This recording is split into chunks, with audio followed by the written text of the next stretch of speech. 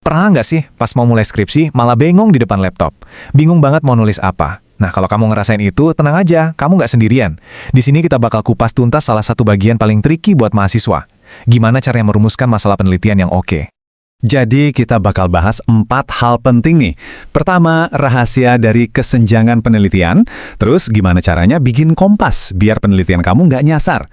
Ketiga, kita akan belajar nentuin tujuan dan manfaatnya. Dan terakhir, ada aturan emas biar semuanya nyambung dan konsisten. Anggap aja ini peta jalan kamu. Dari yang tadinya pusing, jadi punya arah yang jelas. Yap, benar banget. Kalau kamu pernah ngalamin yang namanya mandek, natap layar kosong, dan nggak tahu harus mulai dari mana, nah pembahasan kali ini pas banget buat kamu. Oke, kita mulai dari bagian pertama ya. Ini nih rahasia utamanya. Semua, dan saya ulangi ya, semua penelitian yang keren itu mulainya dari satu hal yang kelihatannya simple, menemukan sebuah kesenjangan atau gap. Nah, dengar kata masalah penelitian mungkin kedengarannya serem ya. Tapi sebenarnya ini bukan bencana. Anggap aja ini celah antara kondisi ideal yang kita harapkan sama kenyataan yang ada sekarang. Atau bisa juga celah antara ilmu yang udah ada sama apa yang kita belum tahu. Nah, tugas skripsi kamu itu ya buat ngisi celah itu. Kesenjangan ini sendiri ada 3 jenis utama loh. Pertama, ada yang namanya kesenjangan praktis. Ini gampang ditemuin di dunia nyata. Contohnya, kok penjualan perusahaan ini turun terus ya? Atau kenapa banyak karyawan resign? Nah, itu masalah. Kedua, ada kesenjangan pengetahuan. Ini biasanya kamu temuin pas baca-baca jurnal. Ternyata hasil penelitiannya beda-beda. Atau ada pertanyaan penting yang belum kejawab. Dan yang ketiga, kesenjangan kontekstual. Misalnya ada teori keren dari luar negeri tapi belum pernah dicoba di Indonesia. Nah, itu kesempatan buat kamu. Jadi intinya, ide itu ada di mana-mana. Serius. Jadi, kamu nggak perlu pusing-pusing nyiptain masalah dari nol. Coba deh lihat sekeliling. Mungkin di tempat magang kamu ada masalah karyawan yang resign terus. Atau pas baca jurnal, kamu nemu hasil riset yang kok nggak konsisten. Bahkan dari baca berita atau laporan pemerintah aja, kamu bisa nemuin gap yang menarik buat diteliti. Gampang kan? Oke, anggaplah kamu udah nemu gapnya. Terus gimana? Nah, langkah selanjutnya adalah mengubah gap tadi jadi semacam kompas. Kompas ini bentuknya adalah pertanyaan penelitian yang bagus, yang bakal nuntun semua proses skripsi kamu. Dan ini penting banget.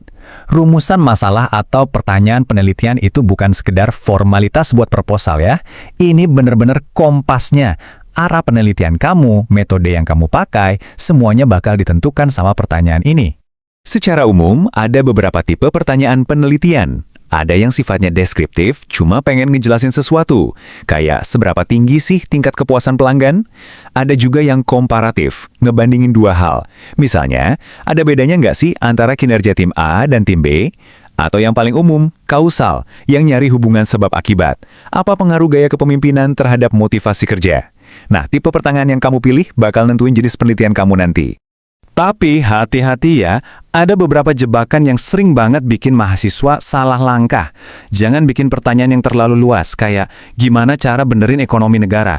Wah, itu skripsi S3 juga belum tentu selesai. Jangan juga yang nggak bisa diukur, kayak kenapa UKM kesulitan. Kesulitannya apa? Atau yang terlalu sepele. Dan yang paling penting, hindari pertanyaan yang jawabannya cuma opini, bukan data.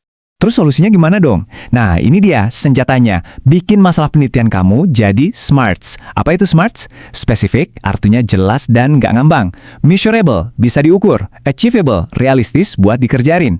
Relevant, nyambung sama bidang kamu.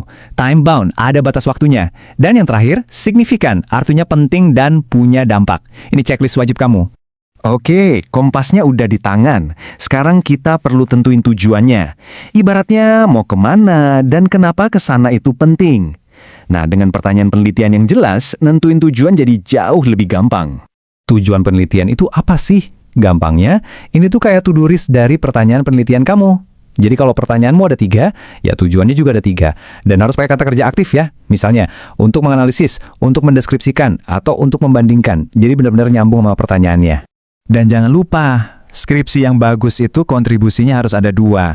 Ada manfaat teoretis, artinya nambahin sesuatu ke ilmu pengetahuan, mungkin menguji teori lama atau nemuin hal baru. Terus, harus ada juga manfaat praktis. Ini buat dunia nyata.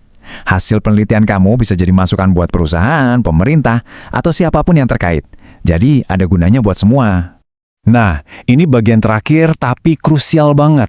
Kita sebut aja ini aturan emas.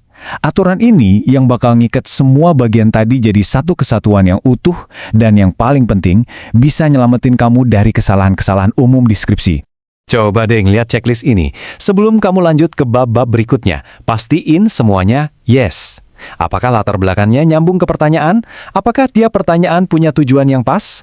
Variabelnya sama nggak di pertanyaan dan tujuan? Dan apakah manfaat yang kamu janjikan itu masuk akal? Kalau semua ini nyambung, ada benang merahnya, wah proposal kamu udah kuat banget. Jadi kita rekap ya, ini dia jalan kamu dari ide sampai jadi rencana yang matang. Pertama, mulai dari cari kesenjangan. Kedua, buat kompas penelitian kamu, yaitu pertanyaan yang SMART. Ketiga, tentukan tujuan yang jelas yang menjawab pertanyaan tadi. Dan terakhir yang paling penting, jaga konsistensi antara semua bagian itu. Kalau kamu ikutin 4 langkah ini, ide yang tadinya ngawang-ngawang bisa jadi rencana penelitian yang kokoh. Nah, sekarang kamu udah punya semua alatnya. Petanya juga udah ada. Tinggal satu pertanyaan aja nih buat kamu untuk memulai.